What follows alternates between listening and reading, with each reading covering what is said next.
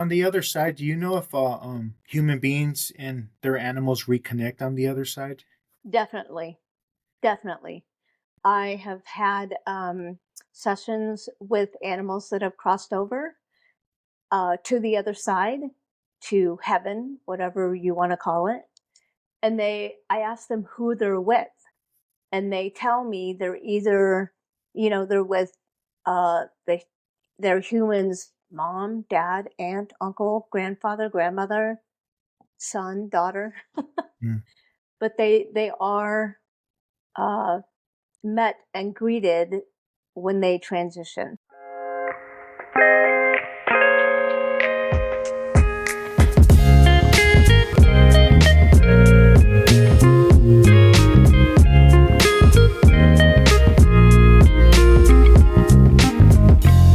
Welcome to a Broaderlands podcast.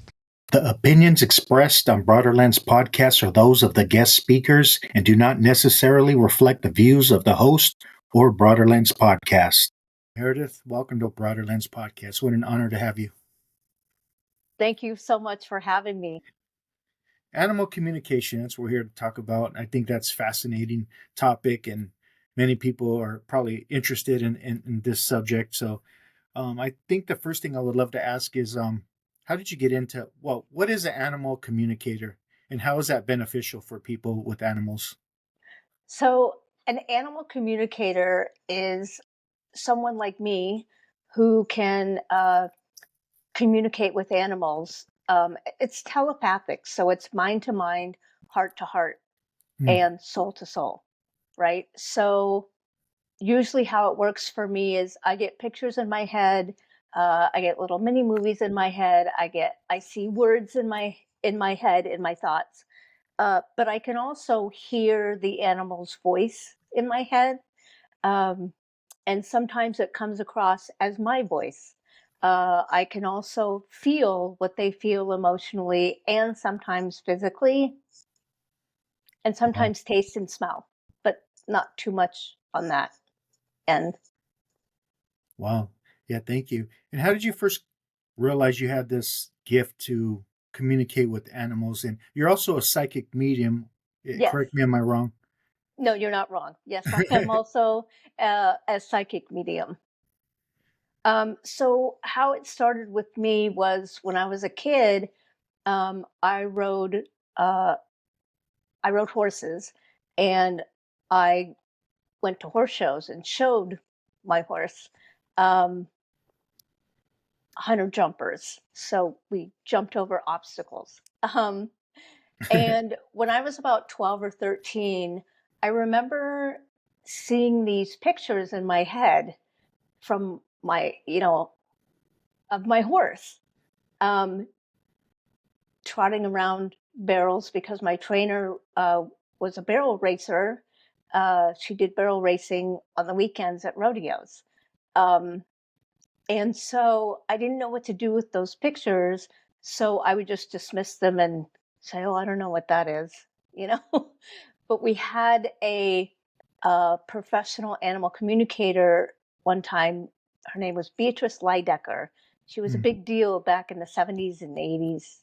Um, so we had her come to, a bunch of us girls had her come and talk to our horses at the stables where we were. And what she told me about my horse at the time, his name was Shorty, um, really resonated with me. And I'm like, I had not told no one about my experiences. And so what she told me about my horse, that he wanted to learn how to barrel race, and he wanted to go out on the trails more. He wanted more variety, right? And that blew me away. I'm like, Hmm. oh my gosh, I got those. That's what those pictures were in my head. But I still told no one. I kept it a secret. I kept my lips shut.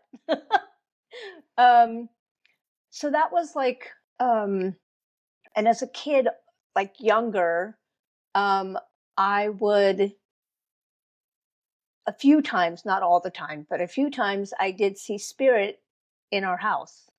Mm. I don't know who they were. I didn't know what was going on.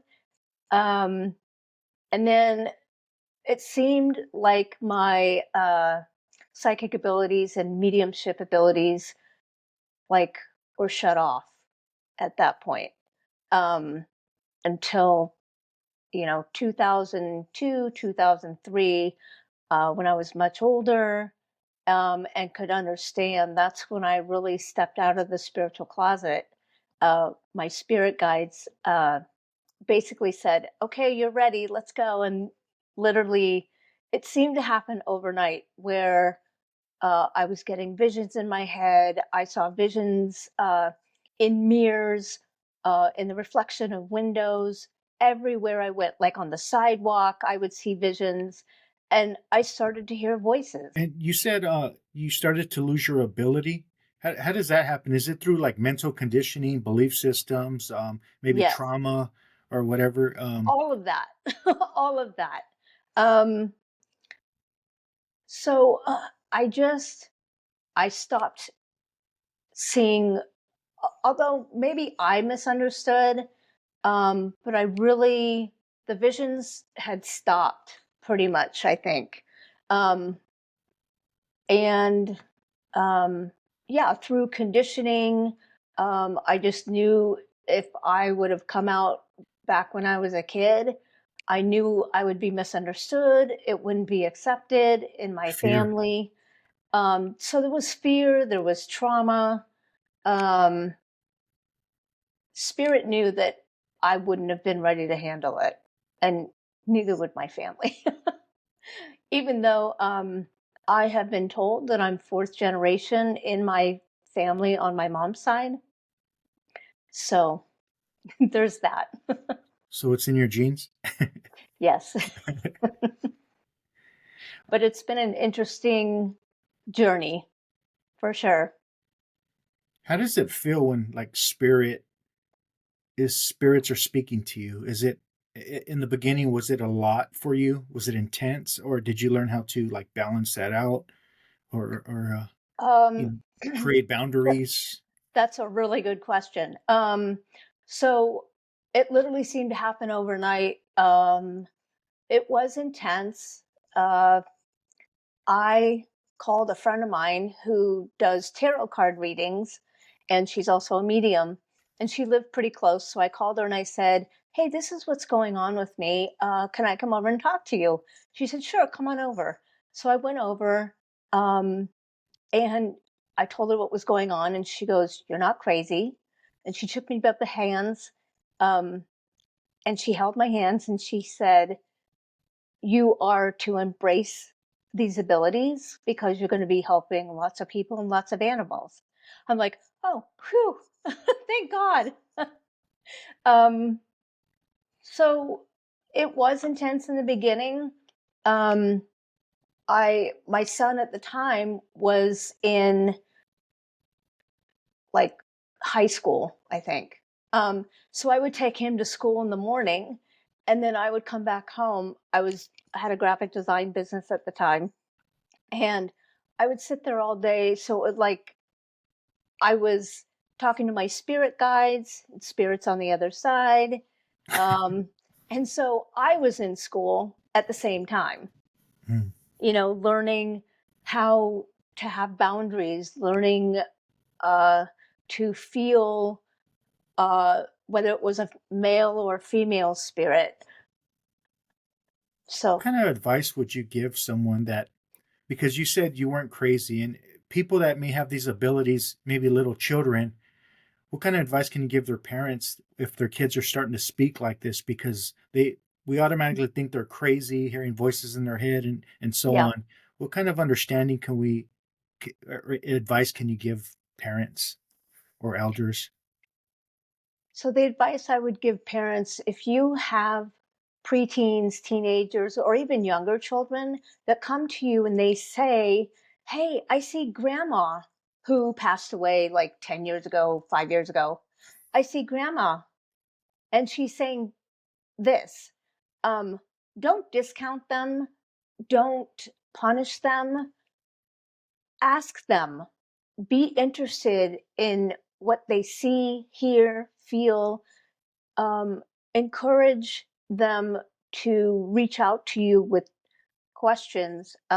You might find a psychic medium who would be willing to talk with your child and see what's going on with them. Because I know a lot of people are put on medication, um, made to go see psychiatrists just because we hear voices. And just because doctors or other people don't understand what's going on with you doesn't mean it's wrong, Hmm. because that happened to me. Wow. I was called crazy by a psychiatrist. I was put on medication um, for schizophrenics. I was not schizophrenic, never have been schizophrenic. So, yeah, my advice for parents is believe in your child and what they're hearing, seeing, feeling. Yeah, thank you. It always amazes me. Sometimes in the spiritual communities, you kind of get shunned when you talk about this kind of stuff. But yet they're talking about the spirit world, even in religion, they're talking about a burning bush speaking Exactly. and so on. So, but we can't talk about this in modern day, Exactly. or it's devil stuff. Oh, I've been told so a bunch of times, oh, you're speaking to the devil. Well, how do you know that for sure? Are you in my head? Do you know what I'm hearing, seeing, feeling? Like, Mm. most of the messages I get from our loved ones on the other side, whether they be animals, humans, is good stuff. Like, they have good, positive messages coming through for you. What do you think happens to pets, to animals when they leave the body after they die? Is there an afterlife? Is there a heaven? Definitely. Definitely. In my mediumship sessions, there has been, animals or, your humans on the other side. Um, they've come through with evidence that it's really them, like a piece of jewelry or what your house looks like on the inside. How would I know that Oh, with a client that lives all the way in like Australia or Texas? I'd never been to your house. So spirit always gives evidence of. I've had spirits come to me and tell me what it looks like to them on the other side. They say there's vivid colors. Um, they describe a car that they used to drive. It's all about, you know, how they, what they think. This is how it's been explained to me. Your thoughts create your reality over there. you hear that with NDEers as well when they have these near death experiences. Yes. When they transition to the other side, their belief systems help create that reality to transition, Yes, I've heard that before too. which is interesting. Hmm. What have you learned throughout your years of experience? In ways, what ways do animals try to communicate with us from the other side? So, animals on the other side, they try to communicate with us through, and humans too, through song lyrics of songs. They try to communicate with us through pictures in our head. They send you like a picture of them, something like a good memory that you had with them. They send us pictures, they send us words, they send us, they give you a feeling, like a happy feeling that you had with them. Thank you. It's kind of do you believe in death? Oh, like with loved ones? And because I know in the Bhagavad Gita, and I don't believe in death. I have my own experiences, but I think who we really are, you can't doesn't die. And in the Bhagavad Gita, when I had my awakening, I was introduced to that, and it talked a lot about that, about who we really are doesn't die and stuff like that. Um, but it's hard because losing a loved one in human form, or even a pet in form, it it's still hard. I mean, I think it's a beautiful process to grieve, even though we can get trapped in that grief. Um, how do you deal with that, knowing what you know? So I personally do not believe our soul never dies. Our soul sheds the physical body and then it moves on to the next dimension Mm. on the other side. I believe all our loved ones are not dead, they're alive on the other side, right? They're still learning about life lessons. Um, they're doing what they really love doing on the other side. They're helping us here in the physical from the other side. Do I you? Yes, go Oh, ahead. I'm sorry. Do you believe we reincarnate? I do. Reincarnation? I do. I do. What's your take and what do you how do you feel about its purpose? What's the purpose of reincarnation? Um, I believe that some lessons that we're supposed to hear, that we're supposed to learn here on Earth, if you don't learn certain lessons, then you have a choice to either not come back in reincarnation or come back into this life to, work out issues that you may have had in a past life. Do you believe in angels or like a soul family, like guides? Very much so. I work with angels, I work with spirit guides, um, I work with all spirits. Archangel Michael, I work with him almost every day. Hmm. So do we all have a guide or a spirit team? Yes. Every person has at least two or three. You have your main spirit guide, and then you have another spirit guide helping you. Like, let's say, okay, so I did graphic design in my previous career. Hmm. Um, I had a spirit guide that helped guide me with all the designs that I was doing. They give you inspiration, they motivate you. Someone that may be listening it maybe don't believe in spirit guides, or they may be asking, how do we connect with them? Do you have any advice on how to connect with our own spirit guides? Sure. Um, how somebody can connect with their own spirit guides, or just somebody in spirit. You can take a walk in nature. Um, you can sit quietly in a quiet, peaceful room, and out loud or in your head, you can say, "Hey, spirit guides, I would like to get to know you. Please give me a sign." And like, for instance, let's say I have a spirit guide, a healer spirit guide named Thomas. And so when I first came out of the spiritual closet, I kept hearing the name Thomas. I'm like, okay, who's that? And I literally heard, I'm one of your spirit guides. I'm here to help you on your journey. I'm like, okay, give me a couple signs that it's really you. And so there's synchronicities. So for the next, I don't know, day or two, I, everywhere I went, I kept seeing the name Tom or Thomas, like on a truck that went by or a street sign, something like that. Yeah, thank you. How do animals know that you can communicate with them? Do they automatically know, or do you have to tell them? Most of them automatically know.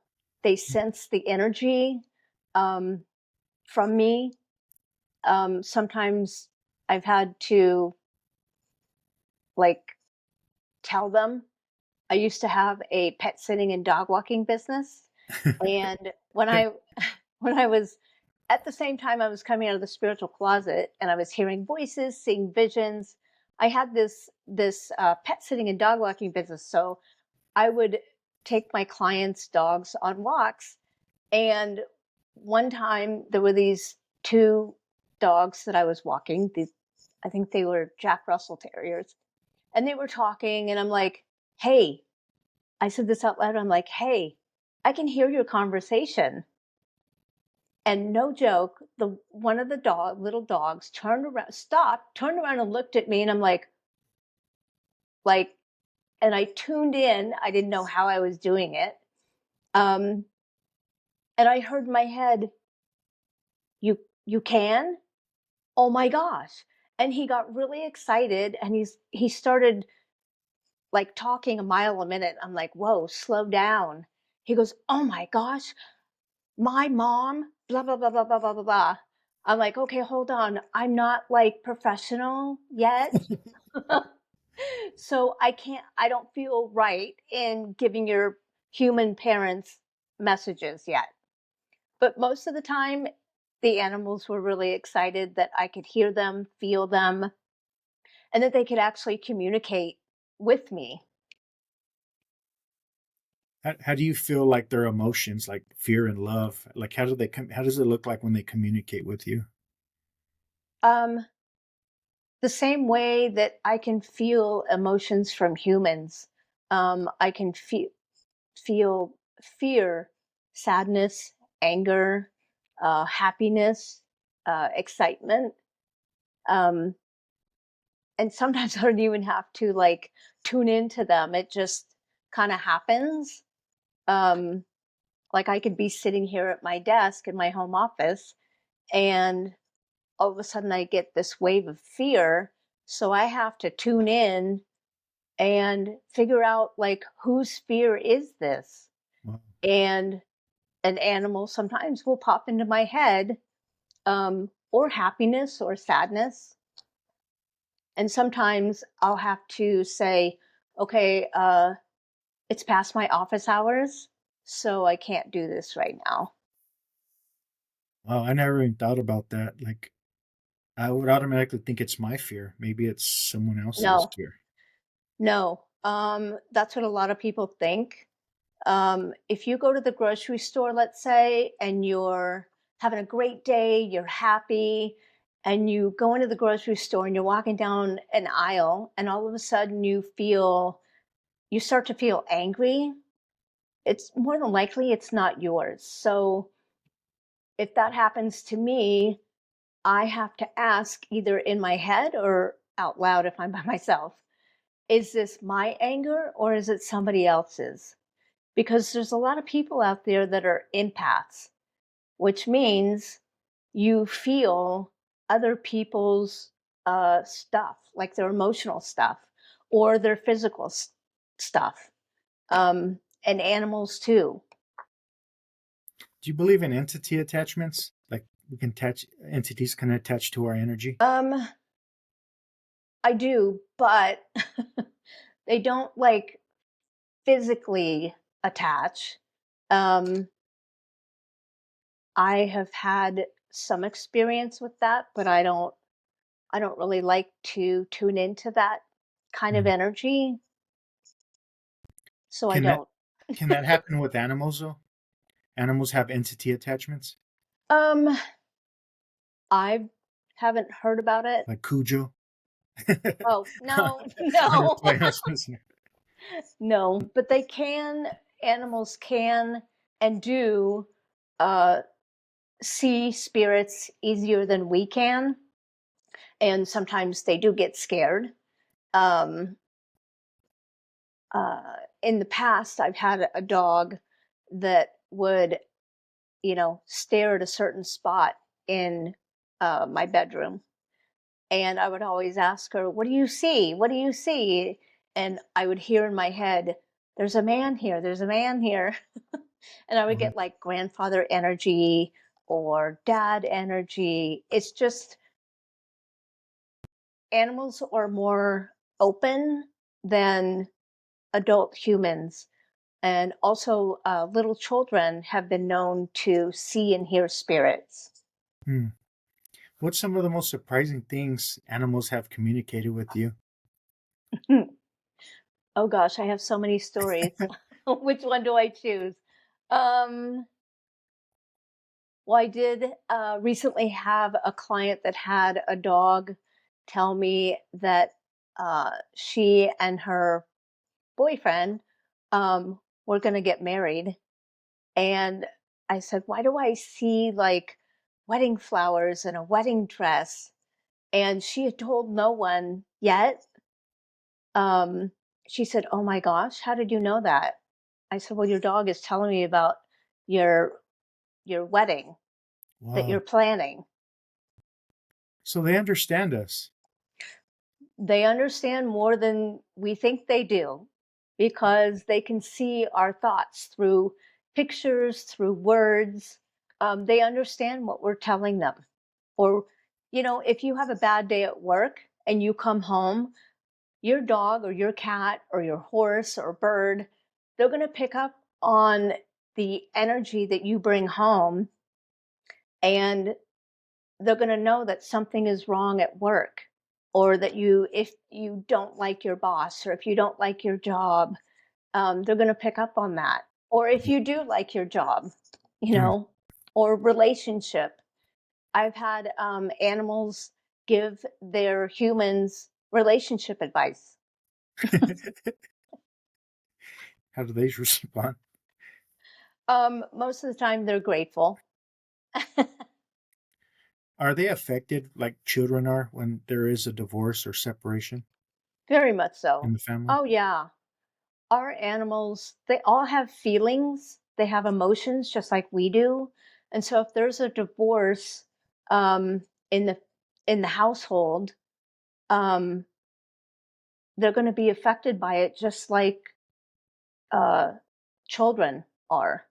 They get sad that their human mom and dad are separating, and they worry like, oh, who am I going to go live with? So Wow. yeah, it very divorce very much affects your animals. Do they ever share with you anything about their soul journey or their incarnations, different incarnations of past lives or God? Um, Not so much about past lives. A couple times, a couple of my animal clients haven't really, heard animals talk about God. But I have had a few animal clients tell me why they came into their human's life in this lifetime.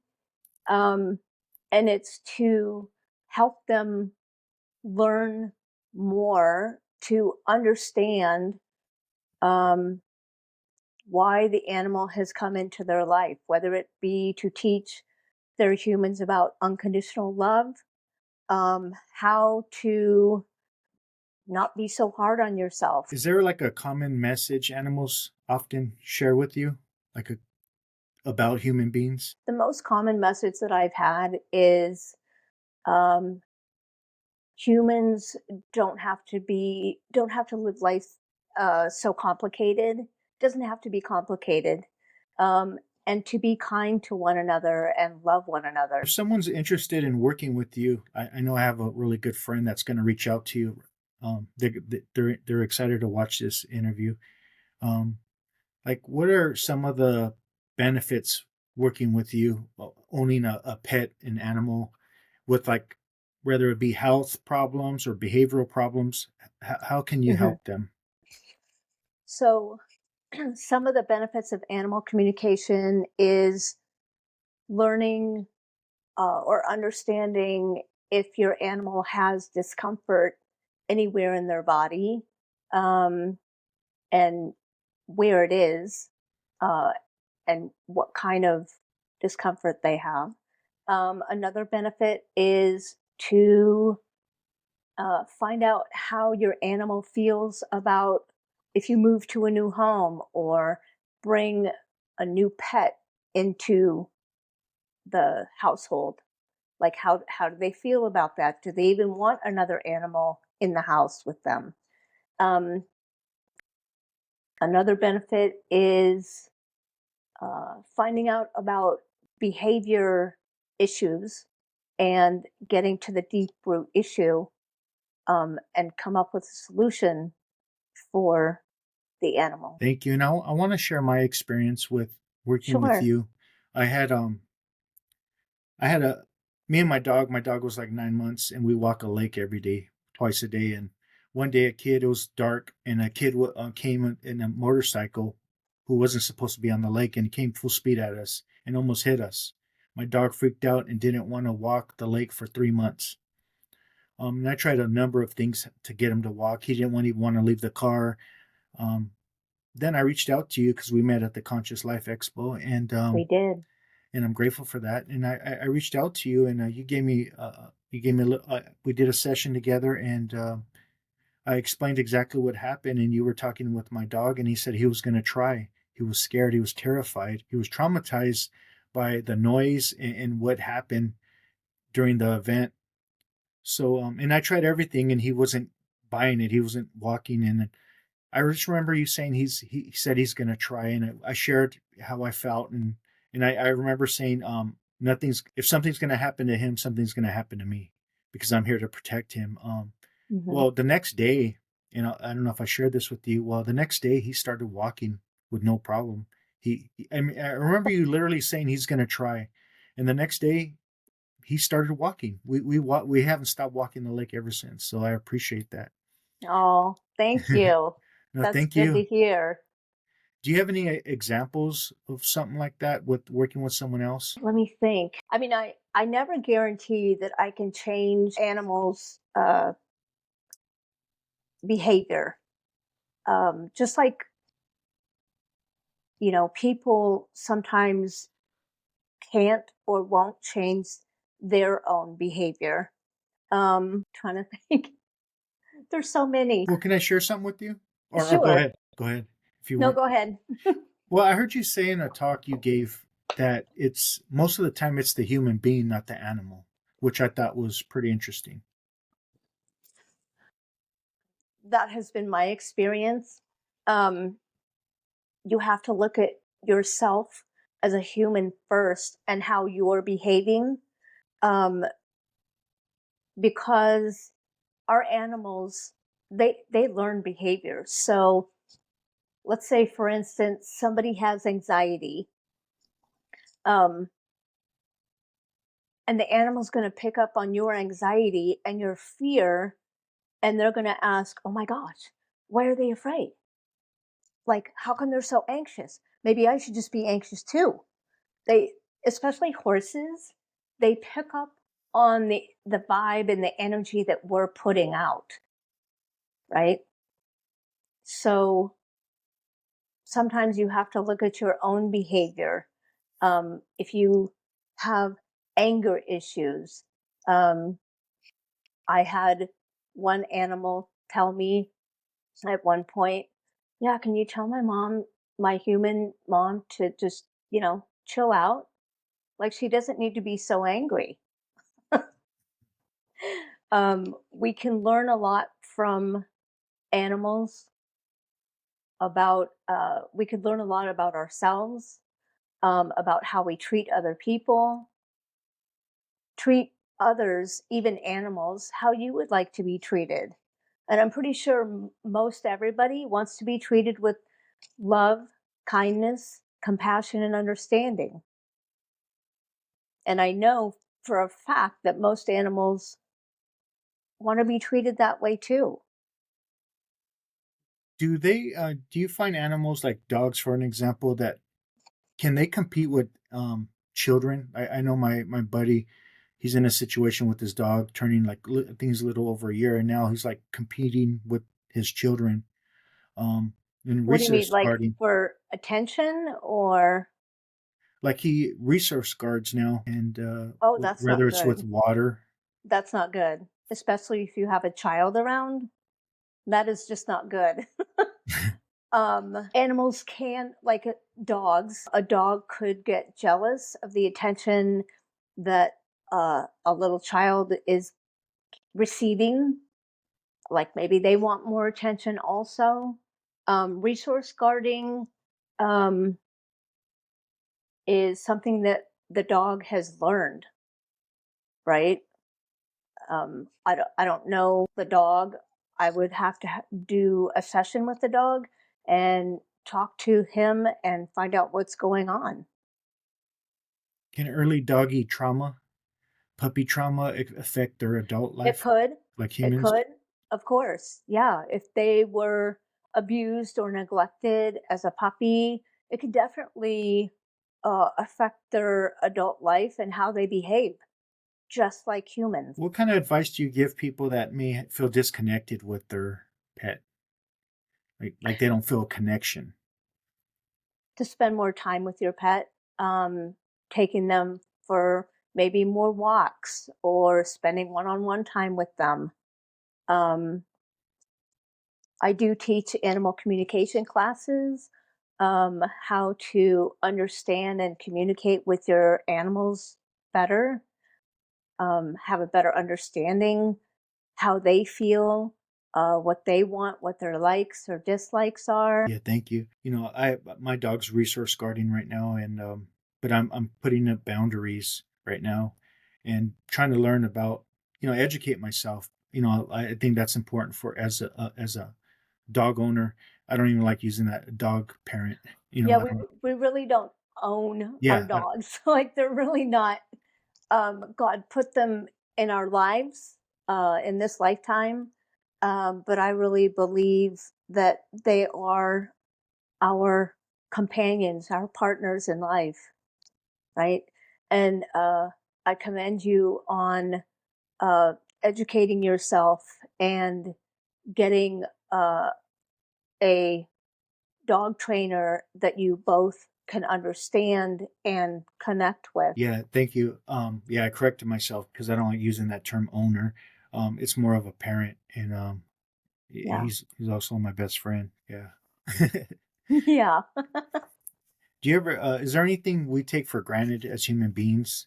You see human beings taking for granted with animals and or their pets? Um, Most of the people that I've come across and have had sessions with, I've been fortunate and grateful that most of my clients um,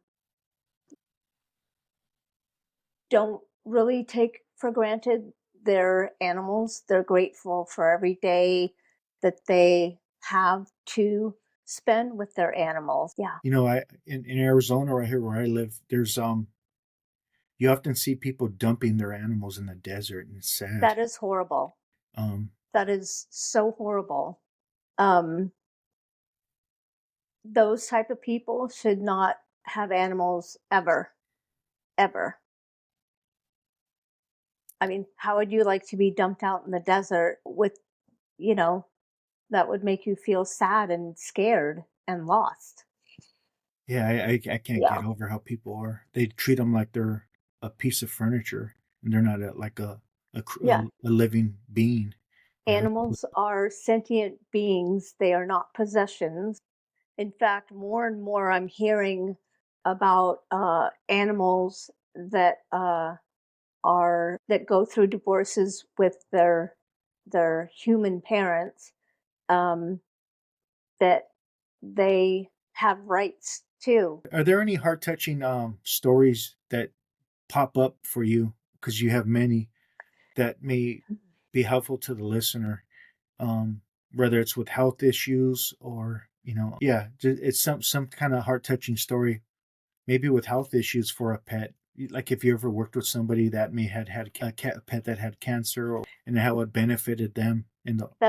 That's good that you in fact I do. I have a story about this woman. I went to her home here in Southern California, and she had several cats. And the minute that I walked into her house, um, I I went to talk to a specific cat that she had that was lethargic. He was losing weight, and the minute I walked through the front door of the house, I kept hearing, "I have cancer. I have cancer. I have cancer." Hmm. I'm like, "Okay, hold on." And so I spent an hour talking to several of the cats and this one specific cat. And in my notebook, I had written down what this cat said. I'm like, should I tell the human? No, I don't want to. That's a touchy subject. You don't want to tell the human that their animal has cancer. And I have had one teacher mentor tell me that an animal will never tell you that they have cancer. Well, I'm sorry, but my experience has been I have had several animal clients tell me that they have had cancer. I don't know whether it was their uh, their higher self that told me. It could have been, or it could have been their conscious self that was telling me, because they just knew. I mean, animals are, can be very intuitive too. So, so yeah, I talked to this cat, and then I got information from the cat's higher self, and my spirit guides were telling me to tell this woman to get a second opinion. And I was shown my last vet, Dr. Palmquist, who he is also an animal communicator. He's a holistic veterinarian. And I told her, I said, I highly recommend you take your cat to this veterinarian and get an ultrasound done. And so she did. She called me the next day and gave me the results. She said, my cat has pancreatic cancer. And then I showed her, I think I told her about the notes that I had taken at her house. And she said, why didn't you tell me? I said, because I was afraid to. I was scared to. It's not something that I want to tell any of my human clients. And she said, thank you for giving me the recommendation, because they put the cat on medication, and that cat's life was extended by like 6 to 7 months longer because I had given her that recommendation. And so that made me happy. And how do you get how do they even use, like, how do you know it's cancer? How do they even use that terminology through like energy? You know what? I can't answer that. I just don't It's know. crazy. I don't know. But you know. It might have been the cat's higher self. It might have been the cat's spirit guides. I just don't know where the information came from. It came from source. So I don't know. Yeah, that's interesting. But you know. You don't know, but you know. It's You like don't that know, but inner. you know. Yeah. You don't know how you know, but you know. I know some people that are psychic mediums do not do animal communication. Why is that for some people? I Is there have a had some difference? I've had some psychic mediums that tell me that they can't talk to animals. I'm like, how can you not talk to animals? You're a psychic medium. Like, I didn't understand. Um, but I tell everybody who's not even a psychic medium professionally, um, anybody can do what I do. Anybody can do animal communication. You can learn how to do it. Um, I've had some people in my beginner animal communication classes literally tell me, "Oh, I can't do this. What if I get it wrong? What if it's what if I'm making it up in my head? What if it's just my imagination?" But I want to tell everybody you can talk to animals. Anybody can do this. What's the most basic advice you give them? To My basic advice is to sit on the floor with your animal in a peaceful, quiet room, um, and tell them how beautiful they are. Ground yourself, um, and just ask them permission. Say, "Hey, I would like to speak with you, if that's okay." And you ask them like short questions. You ask them, "What is your favorite treat that you like?" And the first thing that pops into your head, whether it be a cookie, a piece of apple, a carrot, don't doubt it. That is your answer. Whether you feel the answer, whether you hear the answer in your head, or whether you see a picture in your head, that is your answer. Is it important for an animal to have a quality one-on-one time? I think so. I've had several animal clients say, "Hey, I want one." If there's more animals in the house, like if there's 3 to 4 animals, That one animal is going to want more one-on-one playtime or more one-on-one time with their human mom and dad. I mean, think about it. If you grew up in a family of like, I don't know, 5 or 6 kids, wouldn't you want more one-on-one time with mom or dad? Hmm. Well, that's how animals feel too. You mentioned higher self. What would you call our higher self? It's our soul, which is always connected to our body until it's our time to transition to the other side. I've heard that there's like a silver cord going from us here in the physical to our soul, which is on the other side. Hmm. That's how I've learned it is. And on the other side, do you know if human beings and their animals reconnect on the other side? Definitely, definitely. I have had sessions with animals that have crossed over to the other side, to heaven, whatever you want to call it. And I ask them who they're with, and they tell me they're either, they're with their humans, mom, dad, aunt, uncle, grandfather, grandmother, son, daughter, Hmm. but they are uh, met and greeted when they transition by somebody uh, that knows they're human, whether it be family, whether it be a really close friend, or whether it be another animal that they have had. When other spirits try to connect with you, are they trapped here in the third dimension, or are they from, or are they? um, they're usually from the other side. No, no spirit is stuck or trapped here. They do have choices. They have choices whether to stay here and work on unfinished business with somebody that's still here in the physical, or they cross over. So But can they do? So if they decide to help somebody and they're still here, can they leave anytime? They're not yes, stuck. yes, no, It's they're still not free stuck. will. It is still free will. Yeah. Yeah, appreciate that. What's your definition or understanding of what some people call God or Source? My understanding of God, source, is a spirit that we are all made in the image of him or Mm. her Or it? or it. Do you see a difference between spirituality and religion, or is it the same thing for you?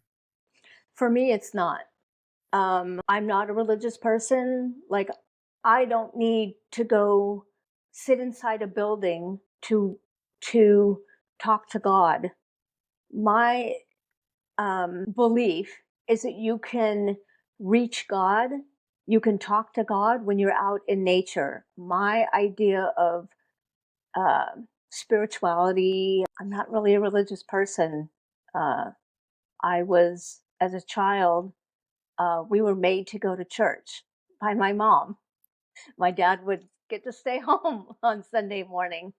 Um, and I just feel like there's a lot of fear around religion. There's a quite a bit of control. How people, you know, they put the fear of God into you. So I believe that I'm a spiritual person. I do believe in God. I believe in Jesus. Um, and I just live my life. I talk to God all the time. Hmm. Yeah, appreciate that. Mhm. How do we find you? How do you find me? You can find me on Instagram, MW Animal Communicator Medium, or by my website, which is www.meredithwhitney, meredithwhitney.com. Thank you. I really appreciate you coming on. Thank you, Boo Boo. I'm It gonna end was it. great. No, thank you. And I'm gonna end it with the Gandhi quote. And he said, Okay. the greatness of a nation and its moral progress can be judged by the way its animals are treated. Oh, that's beautiful. I was at a vet a while back, and there was a lady who's retired, living paycheck by paycheck with no family, and she couldn't afford to pay for her dog who's sick. And she goes, "If he gets sick one more time, I don't know what I'm going to do." Mhm. And I hope we can really look at this, because I think the system we live in cares more about money than life. And I hope that changes. So thanks for I coming hope on. that changes too. Thank you so much for having me on. I'm so grateful to you. Yeah, thank you. I'm grateful for you too. Take care. Talk to you You soon. too. Have a Nama, great day. you too. Namastizzle. Just know we out here. Know we out here working in a major way. Had to speak on it just to make a play. Any given subject, know we make a way. Time to level up on a day-to-day. Know we out here working for the greater good. Expand your mind, broaden your lens the way you should. From the stars to the galaxy to speak on spirituality. Higher understanding for the neighborhood.